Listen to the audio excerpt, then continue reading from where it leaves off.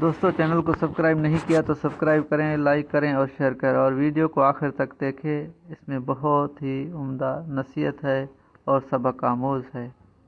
خوف خدا سبب اپنی آنکھ نکال دی۔ حضرت سیدنا ابن عباس رضی اللہ تعالی عنہما سے مروی ہے کہ ایک مرتبہ حضرت سیدنا عیسیٰ علیہ السلام بہت سے لوگوں کو لے کر بارش کی دعا کرنے چلے۔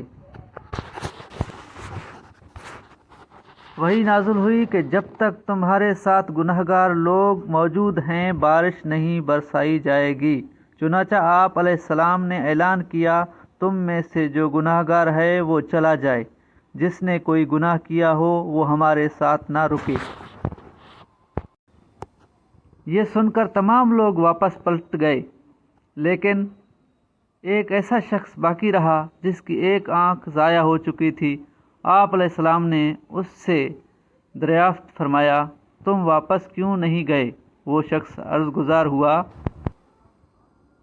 یا روح اللہ علیہ السلام، میں نے لمحہ بھر بھی اللہ عز و جل کی نافرمانی نہیں کی، البتہ ایک مرتبہ بلا قصد میری نظر ایک اجنبی عورت کے پاؤں پر پڑ گئی۔ اپنے اس فعل پر میں بہت شرمندہ ہوا اور اپنی سیدھی آنکھ نکال پھینکی۔ خدا عز و جل کی قسم، اگر میری دوسری آنکھ ایسی خطا کرتی تو میں اسے بھی نکال پھینکتا۔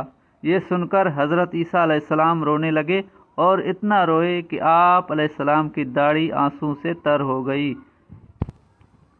پھر اس شخص سے فرمایا، تو دعا کر، میری نسبت تو زیادہ دعا کرنے کا حقدار ہے، کیونکہ میں تو نبوت کی وجہ سے گناہوں سے معصوم ہوں اور تو معصوم بھی نہیں، پھر بھی ساری زندگی گناہوں سے بچتا رہا۔ چنانچہ وہ شخص آگے بڑھا اور اپنے ہاتھ بلند کر دیے، پھر کچھ اس طرح سے بارگاہ خداوندی میں عرض گزار ہوا، اے ہمارے پروردگار، تو نے ہی ہمیں پیدا فرمایا اور تو ہماری پیدائش سے پہلے بھی جانتا تھا ہم کیا عمل کرنے والے ہیں، پھر بھی تو نے ہمیں پیدا فرمایا۔